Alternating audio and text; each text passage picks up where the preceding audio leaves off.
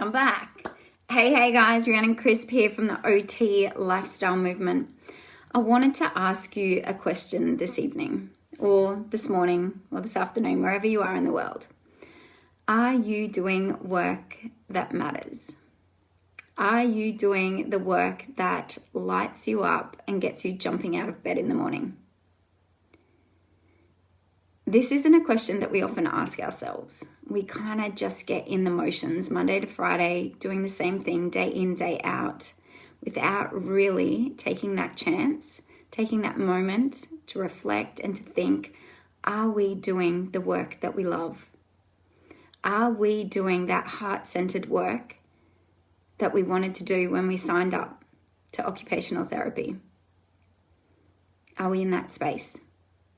Because what happens so often is that we graduate or we finish our certificate and we end up taking a position that is offered to us. Maybe we miss out on our dream job, something else comes along, and we just follow that trail and that thread. And sometimes we end up in a position that is not aligned with us and with the work that we want to do. So take this time and this space right now to have a think about where you are on your journey. Because for me, I remember being in a position where I was just going through the motions, Monday to Friday, doing my work, celebrating hump day, getting excited for the weekend to roll around every week, dreading Monday morning, having to get up and go to work and start that grind, that daily grind again. And it just felt like Groundhog Day. It wasn't lighting me up. I wasn't jumping out of bed in the morning for it. And I didn't have this excitement. I didn't feel passionate about what I was doing. And it wasn't because I didn't love occupational therapy. It wasn't about the profession. It was about the position. That kind of work just simply wasn't fueling my fire. And so I want to put it to you guys to have a think about this, because occupational therapy is so immensely broad and diverse that we can always find something that will nourish our soul. And I want you to think about why you started this in the first place. Why did you get into occupational therapy in the first place? What was it that drew you to OT? Hey, Carlin, how you going? What was it? For me, I remember being drawn to this idea of improving someone's quality of life.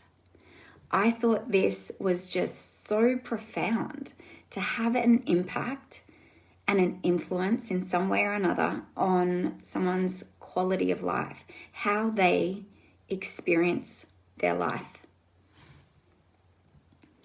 And so, after realizing that I was just treading water and living for the weekend and really not loving the day in, day out work that I was doing, I started to look into other options.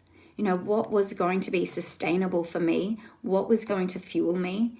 What was going to be my inner driver? And when I found that, it's something that you build on, and it is this journey of personal development, of spiritual growth, of continual evolution of your human spirit, just continuing to expand upon that. But it's that ability to take that time, because we can get to the end of our life and look back and think, I wish I had have done something that was meaningful to me. As occupational therapists, we are the experts in meaning and purpose. This is what we do. And sometimes we need to look at our own lives, take that mirror and have a look at us and be our own OT and see if we are engaging in those meaningful and purposeful occupations. So most of you know, at the moment I am creating this documentary, and it is all about meaning and purpose, and about doing work that matters, and about speaking to the legendary OTs to reconnect us to the history of how this beautiful profession came about, and to re-inspire us about what is possible and the potential that we have within this profession. And so many of these leaders talk about a few things. The first one is leadership, is that courage to start and to do things that matter. Another thing is, a lot of them actually speak about empathy in the work that we do. But I think too, if we're reflecting on our own lives, is to look at our own lives through that empathetic lens.